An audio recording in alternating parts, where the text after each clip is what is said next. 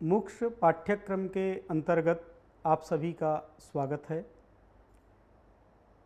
प्राचीन न्यायस्य आधारः इस पाठ्यक्रम के अंतर्गत आपने पिछले पाठ पढ़े। पहले आपने छल के बारे में विस्तार से पढ़ा। पूर्व में जो पाठ आपने पढ़े उनमें से मुख्य रूप से छल का क्या परिचय है, छल का क्या प्रयोजन है, छल पदार्थ का क्या लक्षण है और छल पदार्थ के क्या भेद हैं, इसको आपने पढ़ा। जैसा कि आपने पढ़ा होगा कि छल का जो अभिप्राय है वह वादी के मत का खंडन करने के लिए छल का प्रयोग करते हैं और यह जो छल पदार्थ है वह वाक् छल, सामान्य छल और उपचार छल के भेद से 3 प्रकार का होता है। इसका भी मुख्य प्रयोजन तत्व निर्णय और विजय की प्राप्ति ही होती है। इस प्रकृत पाठ्यांश में आप जाति पदार्थ का सामान्य परिचय पढ़ेंगे, जाति पदार्थ का प्रयोजन, जाति पदार्थ का लक्षण और जाति पदार्थ के भेद के बारे में मुख्य रूप से जानेंगे। जाति यह जो पदार्थ है यह प्रमाणादि षोडश पदार्थ के अंतर्गत 15वां पदार्थ है।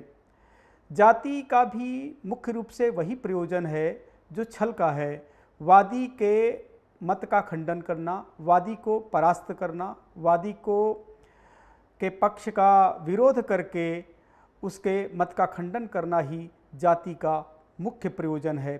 और वस्तुतः यह जो जाति पदार्थ है, यह जाति पदार्थ भी मुख्य रूप से तत्व निर्णय और विजय की प्राप्ति के लिए है।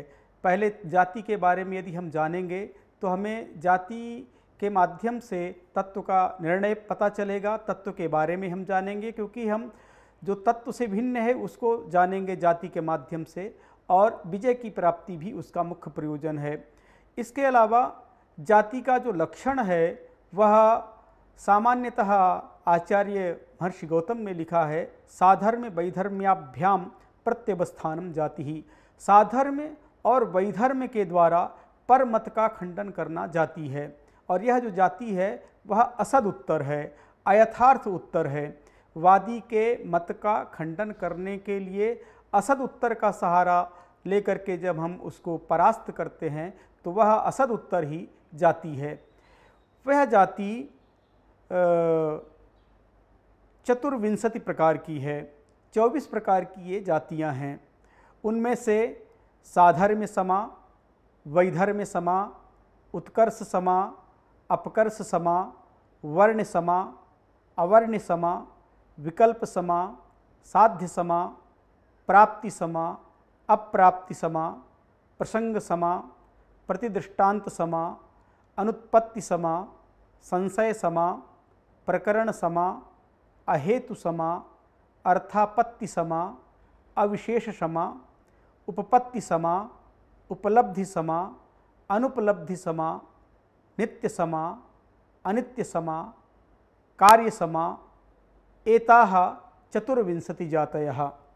ये 24 प्रकार की जातियाँ महर्षि गौतम ने अपने न्याय सूत्र में प्रदर्शित की हैं। इन सभी 24 जातियों का मुख्य प्रयोजन वादी के मत का खंडन करना है, वादी को परास्त करना ही इसका मुख्य प्रयोजन है। इनमें से जो प्रथम जाति है वह है साधर्म्य समा जाति और दूसरी जो जाति है वह है वैधर्म्य समा जाति ही। इन दोनों का लक्षण करते हुए महर्षि गौतम ने लिखा, साधर्म्य वैधर्म्याभ्याम उपसंहारे तद्धर्म विपर्ययोपपत्तेः साधर्म्य वैधर्म्य समौ। साधर्म्य समान धर्म, वैधर्म्य विरुद्ध धर्म, इन दोनों के द्वारा उपसंहारे उपसंहार करने पर तद्धर्म साध्य धर्म के द्वारा, साधर्म्य के द्वारा और वैधर्म्य के द्वारा साध्य के अभाव की उपपत्ति करना साधर्म्य सम और वैधर्म्य सम जाति है। यदि हम साधर्म्य के द्वारा हम साध्याभाव का उपादन करते हैं और वैधर्म्य के द्वारा हम साध्याभाव का उपादन करते हैं तो यह जाति साधर्म्य सम और वैधर्म्य सम जाति कहलाती है। दूसरी जो जाति है वह उत्कर्ष, तीसरी जो जाति है वह उत्कर्ष समा, चौथी अपकर्ष समा, वर्ण समा, अवर्ण समा, विकल्प समा, साध्य समा, ये सब जातियाँ क्रमशः ये जो जातियाँ हैं इनका लक्षण महर्षि गौतम ने लिखा। साध्य दृष्टान्तयोर धर्म विकल्पात् उभय साध्यत्वात् चोत्कर्षापकर्ष वर्ण्या वर्ण विकल्प साध्य समाह। साध्य और दृष्टांत के धर्म वैचित्र से उभय साध्य होने के कारण ये उत्कर्ष, अपकर्ष, वर्ण, अवर्ण, विकल्प, साध्य सम ये जातियाँ होती हैं। इसके बाद प्राप्ति समा और अप्राप्ति समा जाति आती है, जिसका लक्षण महर्षि गौतम ने लिखा। प्राप्य साध्यम अप्राप्य वा हेतोः प्राप्त्या विशिष्टत्वात् अप्राप्य साधकत्वाच्च प्राप्ति अप्राप्ति समा। अर्थात साध्य से सिद्धये प्रदत्तो यो हेतु, साध्य के सिद्धि करने के लिए जो हेतु प्रदर्शित किया जाता है, यदि वह हेतु साध्य को प्राप्त कर साध्य की सिद्धि करेगा तो वह साध्य को प्राप्त करके साध्य की सिद्धि करने पर साध्य और साधन में अविशेष हो जाने के कारण, दोनों में अविशेष हो जाने के कारण दोनों में प्राप्ति समा नाम की जाति होगी। और यदि वह साध्य की सिद्धि के लिए प्रदत्त जो हेतु है वह साध्य को अप्राप्त होकर के साध्य की सिद्धि करता है, तो वह साध्य की सिद्धि जैसे बिना प्रदीप के अंधकार की निवृत्ति नहीं हो सकती, वैसे ही साध्य को अप्राप्त होने पर वह साध्य को सिद्धि नहीं कर सकेगा, इसलिए यहाँ पर अप्राप्ति समा जाति होगी। इसके बाद महर्षि गौतम ने प्रसंग समा और प्रतिदृष्टांत समा जाति के बारे में कहा। दृष्टान्तस्य कारण नपदेशात् प्रत्यवस्थानाच्च अर्थात साधनस्यापि साधनम वक्तव्यम। प्रसंग समा जाति वहाँ होती है जहाँ साधन का भी साधन कहना चाहिए, हेतु का भी हेतु कहना चाहिए इति प्रसंगेन, जहाँ पर साधनस्यापि साधनम वक्तव्यम इति प्रसंगेन प्रत्यवस्थानम क्रियते तत्र प्रसंग समा जाति भवति। इसी प्रकार प्रतिदृष्टान्तेन प्रसंग प्रतिदृष्टान्त समौ, प्रतिदृष्टांत के माध्यम से दृष्टांत से प्रतिदृष्टांतेन, दृष्टांत का के खंडन करने के लिए प्रतिदृष्टांत प्रस्तुत करना, प्रतिदृष्टांत के द्वारा दृष्टांत का प्रत्यवस्थान करना प्रतिदृष्टांत समा जाति कहलाती है।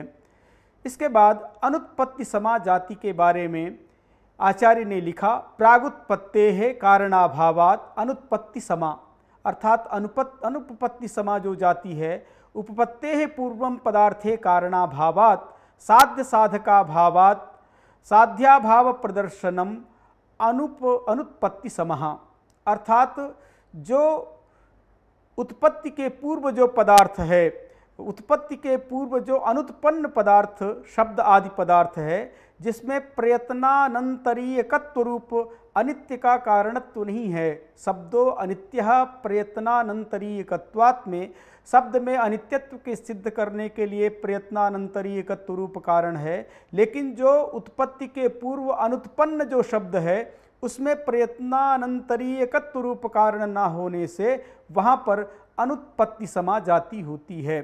साध्य साधकाभावात् हेत्वाभावात् साध्याभाव प्रदर्शनम अनुत्पत्ति समा जातिरित्यर्थः।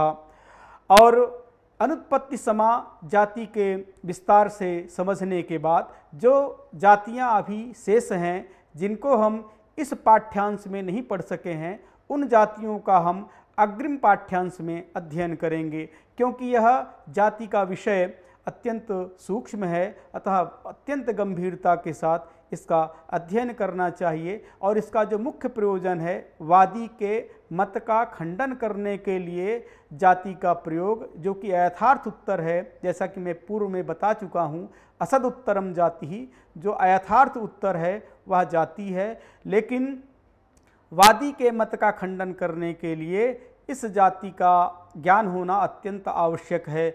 और वादी के लिए इसलिए जानना आवश्यक है, यदि वादी जाति को नहीं समझेगा तो प्रतिवादी के द्वारा उपस्थापित जाति का समाधान नहीं कर सकेगा और परास्त होगा। अतः जाति का इस विषय को आप गंभीरता से इसका अध्ययन करें और अवशिष्ट जो जातियां हैं उनको पढ़ने के लिए अग्रिम पाठ आपको पढ़ाया जाएगा। धन्यवाद।